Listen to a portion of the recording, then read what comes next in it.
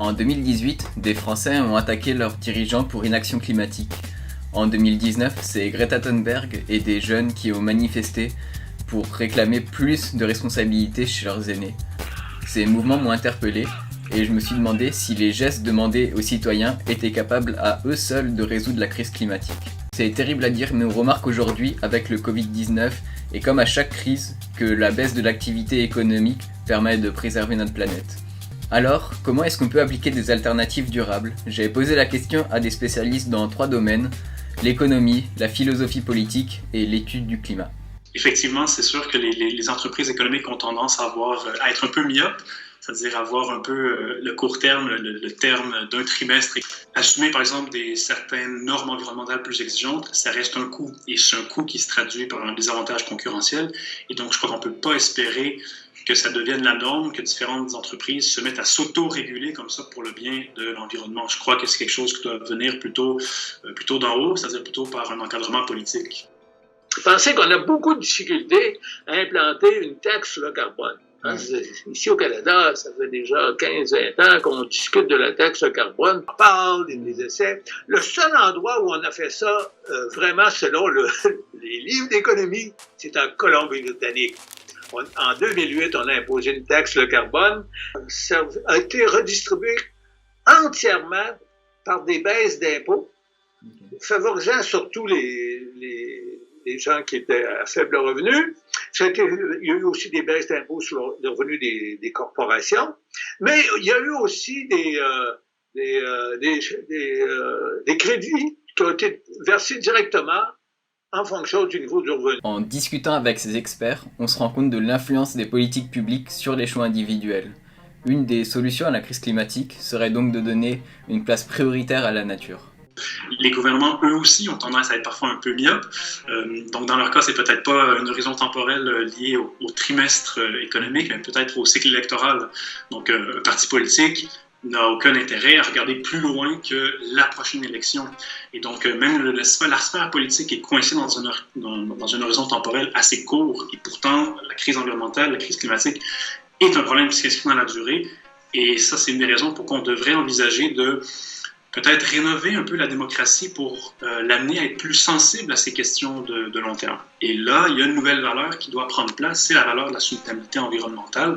Donc, les entreprises, ils existent. Ils existent pour faire de l'argent. Il ne faut pas confondre ça avec les œuvres de charité. Ce pas des œuvres de charité. C'est des personnes qui répondent à des demandes et en répondant à des demandes, ils en tirent profit. C'est ça la raison de leur existence. Donc, ils vont changer leur comportement, soit sous l'effet, soit sous les effets gouvernementaux. Les effets gouvernementaux, ça peut être les outils qui sont utilisés, c'est soit les taxes, dont je parlais, ou encore la réglementation. Toutes ces mesures sous-entendent une chose, c'est l'activité humaine qui est à la base du réchauffement climatique. Alors, j'ai fait appel au climatologue Philippe Gachon pour vérifier l'info. La concentration de gaz à effet de serre, le CO2, le gaz carbonique, l'évolution ici en rouge, telle qu'observée à la station de Mauna Loa. On voit cette augmentation en courbe noire ici. Ça, c'est l'augmentation, la moyenne annuelle. D'année en année, elle augmente.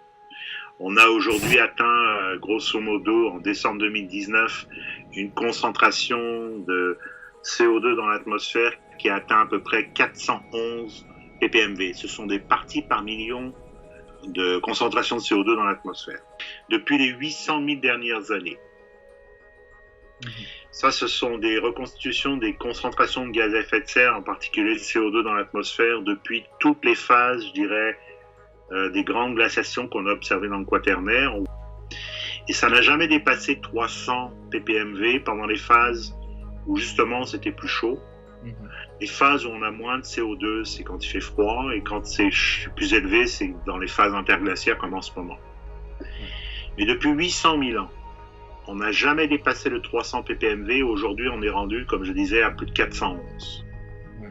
Et ça, c'est relié aux activités humaines. Il n'y a pas d'autre explication que les activités humaines, le fait qu'on utilise de plus en plus les combustibles fossiles pour l'énergie, le transport, etc., etc.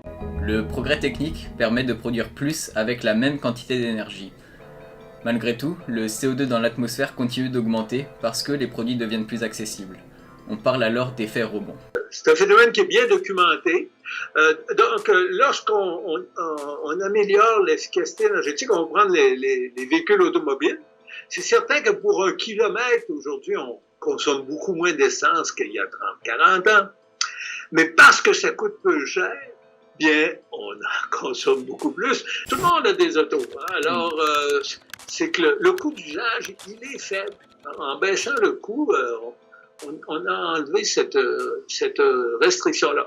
C'est ça pourquoi les économistes argumentent en faveur de la taxe carbone, c'est pour rétablir un coût là, qui rendra les gens plus conscients de leurs actions. Ouais. Afin de prendre les bonnes décisions pour l'environnement, les citoyens et dirigeants doivent être bien renseignés.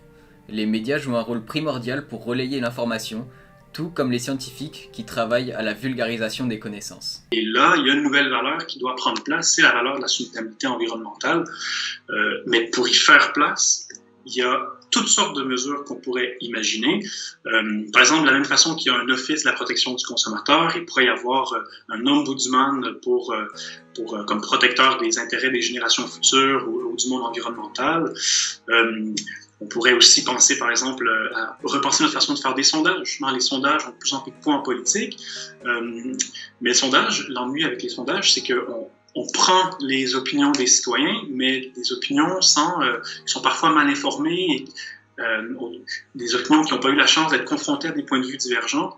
Alors, par exemple, il y a un politologue américain qui, lui, s'est mis à faire ce qu'il a appelé des sondages délibératifs. C'est-à-dire qu'il sondait les personnes sur un thème, par exemple sur un thème environnemental ou concernant l'énergie, et ensuite, ils amenaient ces citoyens à se familiariser avec certaines informations, consulter des experts, délibérer entre eux, et ensuite, on leur reposait des questions semblables, et ils en venaient à être plus sensibles aux enjeux climatiques, à être favorables aux réductions énergétiques, favorables à, par exemple, payer davantage pour avoir des énergies renouvelables. Ce qui fait qu'on va prendre des bonnes décisions, par exemple en termes d'adaptation, de réduction de nos émissions de gaz à effet de serre, l'empreinte carbone, etc., développer les technologies, c'est parce qu'on a la connaissance. Si on n'a pas la connaissance scientifique la plus à jour, on ne prend pas les bonnes décisions, on va prendre des décisions sur des hypothèses. Il y a 3 choses qui nous minent en termes de... C'est le déni, donc dénier le fait qu'il y a un problème, de ne pas prendre action et d'ignorer. Et l'ignorance, il faut la combattre, et une façon de la combattre, c'est de travailler sur le transfert de la connaissance scientifique vers nos décideurs. En matière de vulgarisation scientifique, il y a aussi les travaux de la climatologue Cécile Bull. Elle propose une boussole qui permet d'évaluer tout le cycle de vie des objets. Ainsi, elle mesure l'empreinte carbone de chaque produit pour permettre aux citoyens de s'en informer. Tu pourras retrouver son interview sur le site d'environnementparlant.com.